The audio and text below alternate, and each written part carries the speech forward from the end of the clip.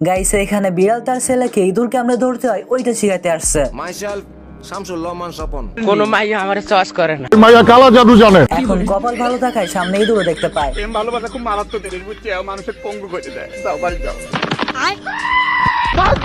তোর মরণের চুলকানি উঠছে, আমি তোরে মলম লাগাই দিমু। শেষমেশ ইঁদুরটা বিড়ালের ছেলে ধরে ফেলে। তুমি কি পাগল হইলে না মাথা খারাপ? আবার আমার একটা বিয়ে করায় দেন, মানে আমি যদি নাও চাই জোর করে হইলেও আবার করায় দেন, নাহলে নষ্ট হয়ে যাবো আব্বা। এখন বিড়াল দেখতেছে তার ছেলের সামনে তার নিজের সম্মান নিয়ে টানাটানি, এজন্য উল্টাপাল্টা বুঝিয়ে ছেলেকে বলে, এত ছোট ইঁদুর দিয়ে কি হবে, আমি তো আরো বড় ইঁদুর ধরতে পারি। শাহিন নদীগুলোকে ধরে ফেল। এন্ড সামনে থাকা একটা ক্যাঙ্গারুকে বড় ইঁদুর বলে চালিয়ে দেয়। আমার কাছে কোনো ব্যাপারই না, আমার কাছে কোনো ব্যাপার না। আমার মাফ করে দে হুজুর, আমার ভুল হয়ে গেছে।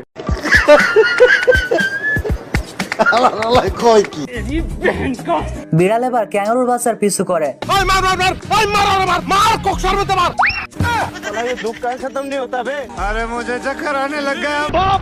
তুমি কি পাগল হইলে না মাথা খারাপ? তখন এই পিচি বলে, তুমি এত বড় একটা বিড়াল হয়ে সামান্য ইঁদুরকে ধরতে পারো না, আমি সমাজে মুখ দেখাবো কেমনে, এজন্য মুখ ঢেকে ঘুরতেছি। আমি সানডে মানডে ক্লোজ করছি। বিড়াল এবার সেফটির জন্য কচ্ছপের খোলস পরে নেয়। বিড়াল একা একা তো গুহায় ঢোকে, বাট বের হয় ক্যাঙ্গারুর বাচ্চাকে নিয়ে। ये सब क्या देखना पड़ रहा है?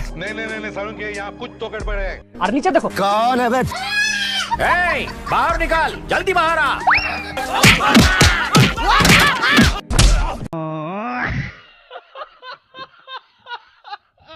তো এনিওয়েজ গাইস, এই তো ছিল আমাদের ছোট্টখাট্ট ভিডিও কেমন লেগেছে অবশ্যই কমেন্ট বক্সে জানিয়ে দিবেন। ভিডিও ভালো লাগলে একটা লাইক করে দিন। আর গাইস, অনেকের মনে প্রশ্ন আসতে পারে ভিডিওর লেন্থ এত ছোট কেন? এর একটাই কারণ হচ্ছে কপিরাইট। তবে আপনাদের জন্য আমি প্রতিনিয়ত চেষ্টা করতেছি যে ভিডিওর লেন্থ আরো বাড়ানোর জন্য। ইনশাআল্লাহ সামনের ভিডিওগুলোতে লেন্থ বেশি দেওয়ার চেষ্টা করব।